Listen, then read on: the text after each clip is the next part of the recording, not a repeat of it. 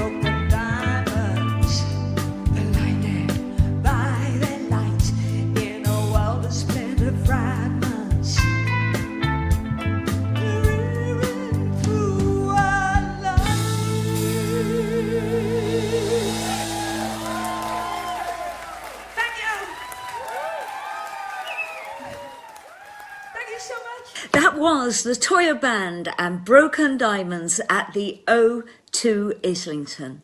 Thank you so much everyone for all the questions you've been sending in, and they're so inventive and so clever and really make me think. Richard Hinkson, you asked if I could put one of my songs and one of my acting roles in a time capsule, what would it be? What would I choose? Immediately to mind, the song I would choose is Sensational, off In the Court of the Crimson Queen. The reason being that this is a song of inclusion, and it's a song that says we're all utterly unique. It's not representative of physical perfection, physical beauty, mental academia. It's about the fact that we are all here floating on a planet in an unmapped universe. We are all miraculous and we are all sensational. And I think that song is what I would like to represent me in a time capsule, if it's maybe found by aliens in a couple of 100,000 years' time. You ask, Richard, what acting role I will put it in a time capsule. Well, funnily enough, on film, it would be my portrayal of Miranda in Derek Jarman's The Tempest, which is one of the most beautiful films I've ever been in. But as an actress, I've mainly had leads in stage plays. So I would put a stage performance in a time capsule. I don't know how. You could probably do it today by 3D holograms. But my choice would be when I played Thérèse Racan in 1989 at the Nottingham Playhouse. This was the Émile Zola book about a woman who murders her husband and then goes mad. It was directed by Pip Broughton, and the assistant director was the very brilliant Jonathan Church. And I'm super proud of this production. It was really out there. It was so physically and mentally demanding, and I gave it 100% of my ability, but at the same time it developed me as an actress. I would love to put that in a time capsule, but I have quite a few other choices there as well. Around 1988, I was at the National Theatre in a really beautiful performance called Whale, and we only performed in the daytime on the Olivier stage. No, it might have been the Littleton stage. It's a long time ago. All I can remember is going through the stage door. But it was such a great performance, and it was the story about 3 whales that got trapped and frozen in ice in the Arctic, and they were saved by man. And it was beautiful, and we were performing this to children, 10:30 in the morning, 2:30 in the afternoon. And it was all about acrobatics and flying on high wires, beautiful music, beautiful storytelling. And I think that in a time capsule will be representative of what kind and considerate and clever human beings we are. Another one would be Peter Pan, a production I did at the Marlow Theatre in Canterbury in 1999, which was groundbreaking. And I did a lot of high wire flying at that time, and I flew through the auditorium on a wire and did lots of leaping and flying on the stage as well. It was such a magnificent performance. We did 97 shows in 6 weeks, and every show was sold out, and we probably could have carried on for another 3 months. It was that kind of performance. Richard, I hope that answers your question. I'm sorry I didn't keep it short. Rev D, you asked, how did I get involved with the movie Invasion Planet Earth, which is now available on Amazon. It's an absolutely gorgeous story about passionate filmmakers making movies happen against the odds. Simon Cox wrote this film, and I think it took 15 years to make and complete it. And the reason being that it was a crowd-funded film. He's done all the computer-generated images himself. He's done the music, he directed, and whenever he needed people to turn up, like a vast invasion sequence involving 5,000 extras, he just asked them to turn up at Birmingham's Centenary Square at midnight, and everyone helped him shoot these incredible invasion sequences. And it couldn't have happened without the public being so passionate and so involved. They are great sequences. So I was invited along. I am a name. I put bums on seats. In theatre, I put bums on seats. So here I am being invited by the director-writer Simon Cox to play a cameo role in the film. Now, what happens when you take a name and give them a cameo? It means that the name can get top billing. It causes interest, it brings traffic in, it puts the CDs into the supermarket shelves. It's a very clever strategy on how to sell a film. A bit frustrating as an actress because I'd like to have bigger roles, especially in Invasion Earth. And Simon Cox, when he edited it, brought in a Hollywood casting director to look at it, and the first thing she said, we need more of Toyah in this. But by that time, he'd already shot everything and done the first edit. But this is one of the ways that the film industry works. I went along, I had 3 days on the film, shot my scenes with a gorgeous cast. I absolutely adored them. And one of the scenes was in the Birmingham Art Gallery, which is, I have such fond memories of. I'm a Birmingham girl, and my mum used to take me round the art gallery at least once a month when I was about 7 years old. It had a collection of Egyptian artifacts, mummies, hieroglyphics, stones, which really did develop me as a songwriter and as an artist. That was the first time I was so hugely influenced by Egypt in my imagery, and that's thanks to the Birmingham Art Gallery. So we were shooting in the art gallery, and we were shooting by the statue, the Joseph Epstein statue of Lucifer. I think it's by Joseph Epstein. Again, that statue influenced me to write The Angel and Me. So much in this museum made me who and what I was to become and what I am today. When we were shooting, not only the Birmingham Art Gallery, but we had to do some shooting on a back lane in Birmingham.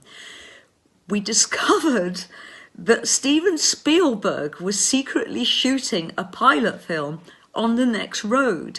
So he sealed the roads off. He knew we were there shooting in a courtyard and on green screen.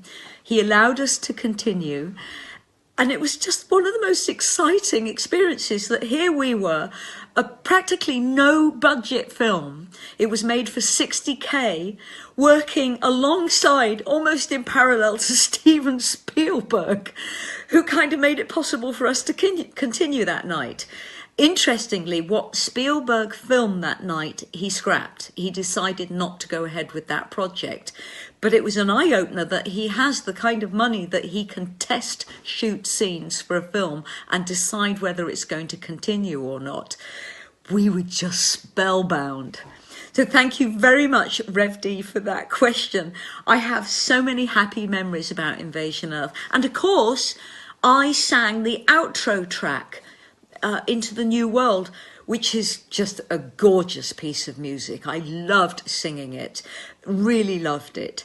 So our next song is going to be the very brilliant Telepathic Lover.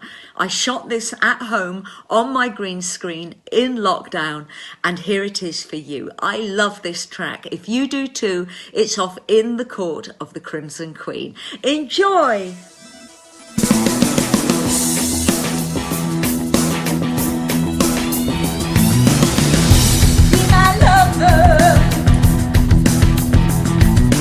Come on, baby, practice what you preach. I want you, I need you, you're never out of reach. A million miles dividing you and me. I miss you, I breathe you, it's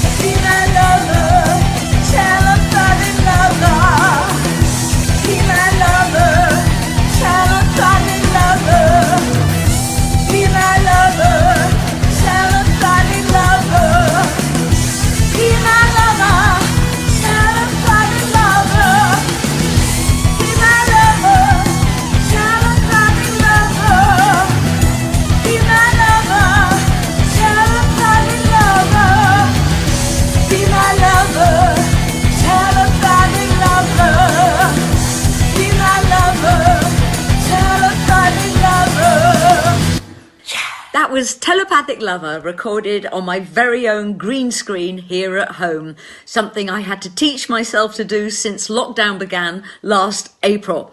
I want to show you something. This week I had to move the whole of my art studio out of its normal address because we have to stay at home and all of that. But I'm starting to do images now for Posh Pop. So I've moved all my kind of artware into here. So these are images that are going to be part of the album artwork for Posh Pop. We're going to think about making those available to you too, but they take a lot of time. Those are going to have to sell at a kind of commercial art value, but we always try and make things affordable because we know that you love collecting. I really enjoy doing those, but they take months to do because of the way I'm doing the layering of the metal. So, but I love doing it. It's really good fun. Synchronicity, you ask, and I love your name, how did Bill Rieflin influence my career, or did he have influence on my career?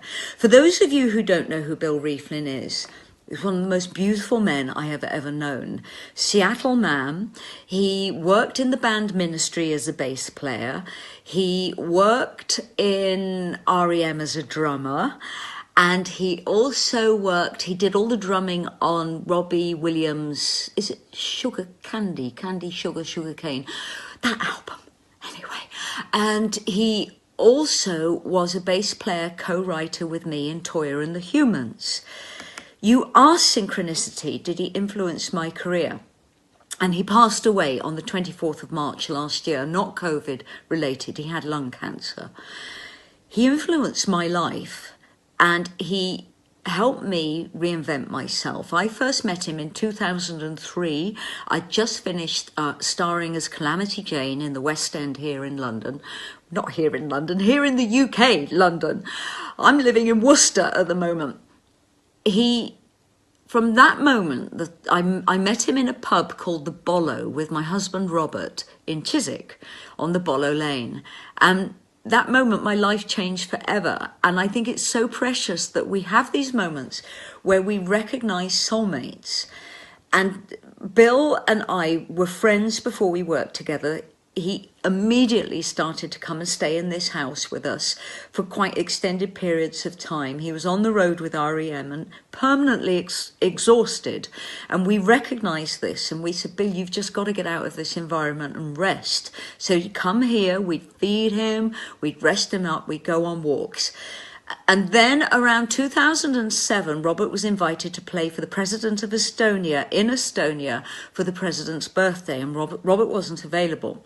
So I phoned the embassy and I said, I'll put a band together with myself, Bill Rieflin, and Chris Wong, my MD guitarist, and we will come out to Estonia and write the music. Well, that was the beginning of a beautiful creative relationship. Bill taught me so much about music. And before he passed away, he wrote to me on my phone and he said, I taught him about life, love, friendship and creativity. And it seems that we were two missing parts of a jigsaw that made the picture complete. And our work together on Toyah and the Humans has done more for me living this life in this body than I'd say perhaps for my career. Because the spiritual sense of experiencing Bill and having him in my life was far greater than anything to do with a career. I think he added kudos to my career. He was incredibly respected and incredibly loved in the music world. And I think for him to work with me said that I had true talent. He developed me as a lyricist because he just did not accept anything or everything I gave him. He'd send me off for 12 hours to rewrite, and then he'd go back to the original lyric. We loved singing together and we were planning to do a duet album together in the style of Art Garfunkel and Paul Simon.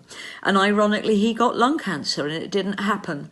So he was a huge influence in my life. And I think in time, it will be seen that he was a huge influence on my career. But above all, he was the greatest friend in my life. Robert and I absolutely loved him. We went everywhere together. There were 3 people in this marriage, me, Bill and Robert, and we were really happy about it. He was such a friend, and he was probably the only person who had the run of this house equal to Robert and I. It was so much fun. We laughed so much, and God bless him. And I know that one day we will meet again. And Synchronicity, thank you very much for that question. It was a beautiful journey down memory lane. Now, this next song, this footage has never been seen. And it's my homage to Joan Jett, and it was performed at Trading Boundaries, the brilliant Trading Boundaries, who I can't wait to be back at. And it is Joan Jett's I Love Rock and Roll with Chris Wong, late great Colin Hines, and Mike Nichols and myself. Enjoy!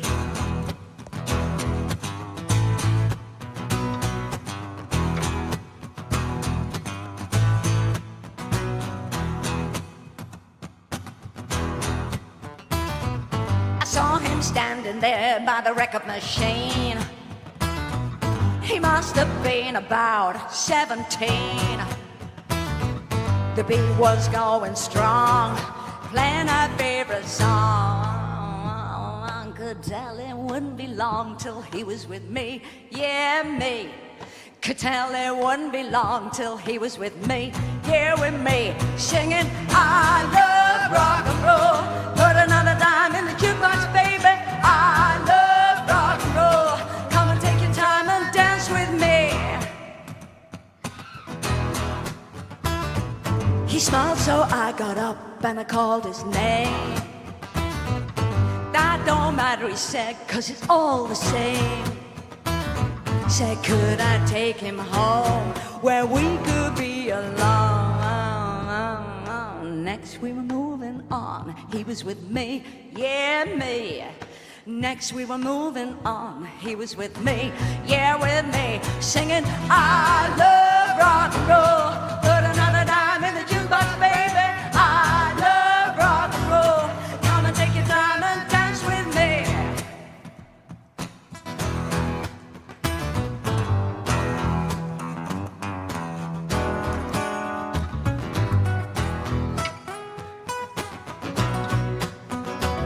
Said, could I take him home where we could be alone? Next we were moving on, he was with me, yeah, me. Moving on, singing the same old song, yes, with me. Singing, I love rock and roll. Put another dime in the jukebox, baby. I love rock and roll. Come and take your time and dance with me. I love rock and roll. Put another dime in the jukebox, baby. I love rock and roll. Come and take your time and dance with. I love rock and roll. Put another dime in the jukebox, baby. I love rock and roll. Come and take your time and dance with. I love rock and roll. Put another dime in the jukebox, baby. I love rock and roll. Come and take your time and dance with me.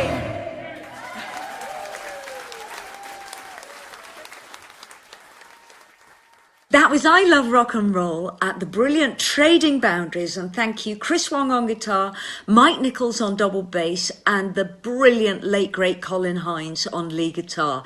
Such a good version of I Love Rock and Roll. Logic Memory, you asked me, is there any music that scares me? This is such a fantastic question, because there's so many pieces of music that have scared me in my lifetime. Fantasia, the Disney cartoon, which you might not have seen. I saw that when I was about 7. It was pretty dense and hard to take in, but the music was quietly terrifying. Then, when I was in my teens, there was a film called The Exorcist, for which Mike Oldfield did the music. worldwide platinum album called Tubular Bells, which was used in The Exorcist. And whenever I heard that music at the age of 13, 14, I'd be terrified, partly because I broke into the Odeon Cinema on New Street, Birmingham, and watched the matinee of The Exorcist when I shouldn't have at that age. That music represented terror for me. But there's a cult horror movie that I adore. It's the first version, not the second version. The second version with Tilda Swinton of Suspiria is still a great movie, and Tilda is amazing in it. But the first Suspiria, the movie, is groundbreaking. It's an art horror film. The use of colour in the lighting has influenced me so much today within my videos, my artwork and my album covers. And the music is by a band called the Goblins. And I find that music terrifying because it's as if they were aware or had knowledge of the chakras, which are 5, 7 energy points within the body. You have the head chakra, the forehead chakra, I can't remember the exact names of them at the moment, throat chakra, heart chakra, solar plexus, and then there's another one. These are very important energy points within the body that need tuning regularly. And when I first heard the music for the film Suspiria by the Goblins, I thought, my goodness, they've done this to move the solar plexus, which is part of your sexual orientation. And they did it in such a way with kind of deep, slowed down drums and loosed skinned drums. So there's an incredible bass end in that film, and then there's lots of whispering, like goblins whispering, and this against the imagery, which is so stunning in this particular version of the story, I found terrifying. Another piece of music that frightens me, and it frightens me, I first saw it in a film called Zardos with Sean Connery, and it's Beethoven's Seventh, and it's played during a massacre sequence. And it was so the right piece of music. It was poignant, it was brittle, it was terrifying, and it made you realize the pointlessness of guns and killing innocent people and genocide.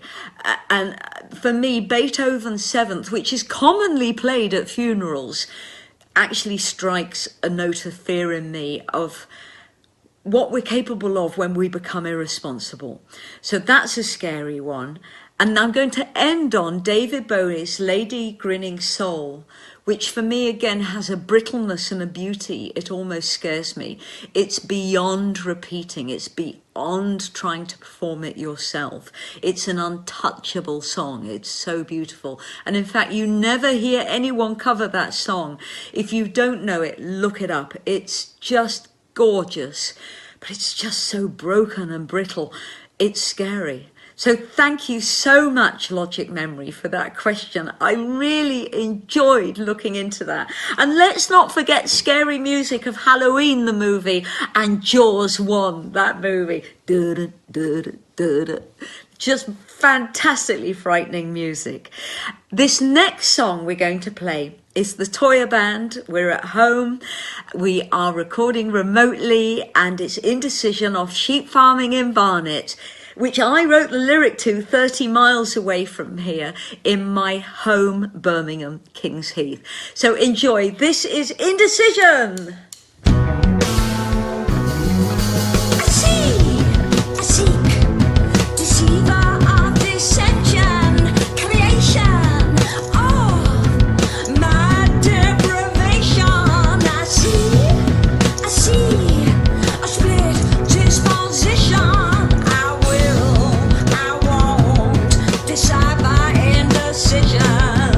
Journey never ends. We revolve to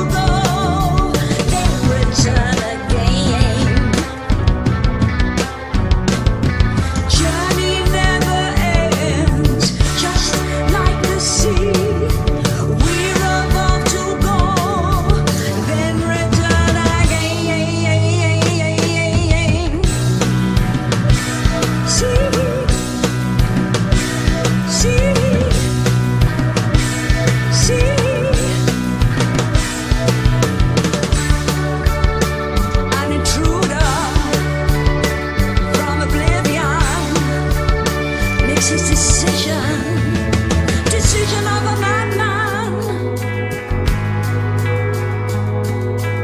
Madman, madman. Journey never ends. I really try to go. I pain myself to leave, then return. I seek, deceiver of deception, creation of my deprivation. I see, split disposition. I won't decide by indecision. Journey never ends. I finally explode.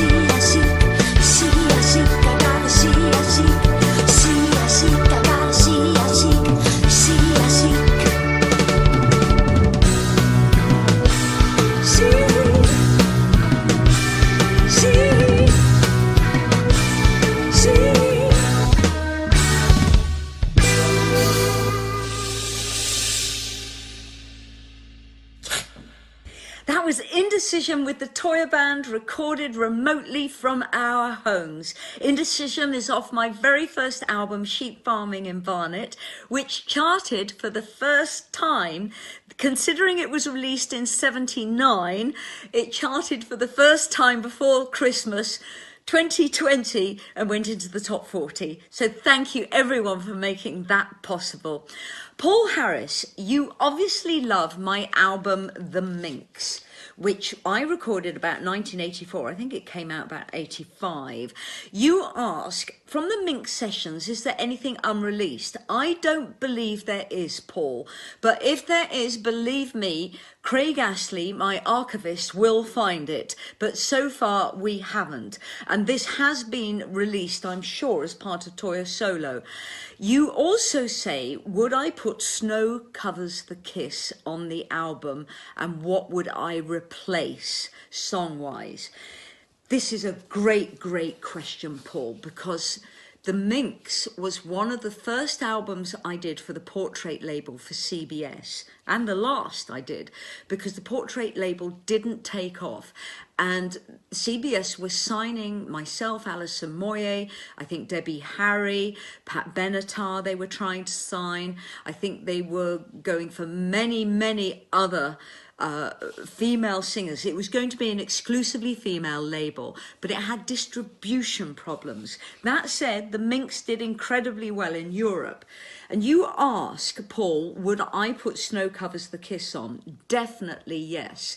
This was a song written with Joel Bogan, and it's absolutely stunning, and it ended up on a B-side. And it deserves to be on the album. It's got such relevance today. The music is right, the lyrics are right, the performances are great.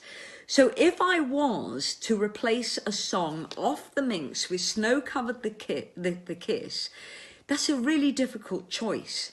When you look at the album, there's only 5 tracks per side. So does that mean we could make this an 11-track album and keep everything? I know that School's Out is not a popular cover, and it's the first cover, was it the first cover I ever did in my career? I think it was, and it didn't go down well with the fans. But I've been meeting with some remotely heavy rockers recently, and they say they think it's one of the best versions they've ever heard, and they're connected to the song. So no, I wouldn't take School's Out. There's a lot of songs on here that are co-writes, and I haven't been involved with writing, and that's because this album was produced by the brilliant Chris Neal, who produced Celine Dion. So CBS put me with the big boys on this album.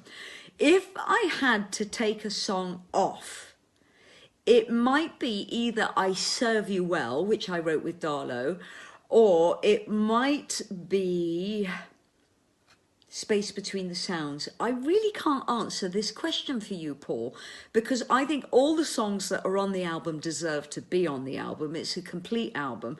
I would just add a 6th song on side 1, and that would be Snow Covers the Kiss. And I'd put my foot down and have an artist tantrum until it was done. A brilliant question here from Shane Ralston. Have you ever been on Desert Island Discs? No, I've not even been asked. My availability has not even been checked. I just don't think I'm seen in that league by the BBC. What would you choose as your absolute music must-have disc? Well, I'd want to dance if I was on a desert island. So I'd go from something from the Rolling Stones, like Jumping Jack Flash. And the reason I choose that, in the 90s, I did a lot of TV presenting, filming on location, in the rain, in the UK. And I remember the camera crew and I would open up the back of the camera van and we'd just blast this track out in the rain and we'd dance between locations, and it really lifted our spirits. Another song I would choose, if I'm not allowed to have a Rolling Stones song, would be Tina Turner's Nutbush City Limits, because I adored dancing to that when I was 14 years old at local discos. It was my happy song. So let's go for that one as well. I'm going to take 2 with me. So everyone, this brings us to the end of this week's Toyah at Home. We've got Agony Aunts at 6 p.m. UK time tonight. And then we have a really good, fun Sunday lunch tomorrow. So tune in and enjoy. This has been a weird week and a hard week, I know, for everyone. I'm thinking of you. You are in my hearts. We will find a new normality, and I will be gigging as soon as I can. And we're going to go out with Danced, an acoustic version recorded at the Powerhouse Studios in Chiswick, with Chris Wong on guitar and Mike Nichols on bass. Enjoy, and I will see you next week. Lots of love from Toyah.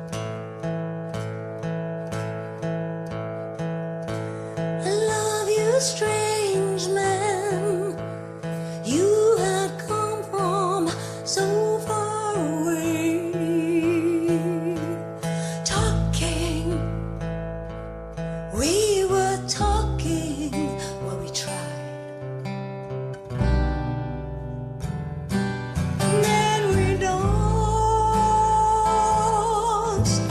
laughing, we were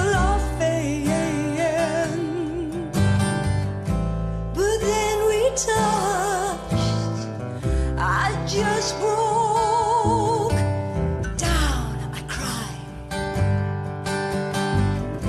I felt your blinding, it's so far away, touching the love from your distant star.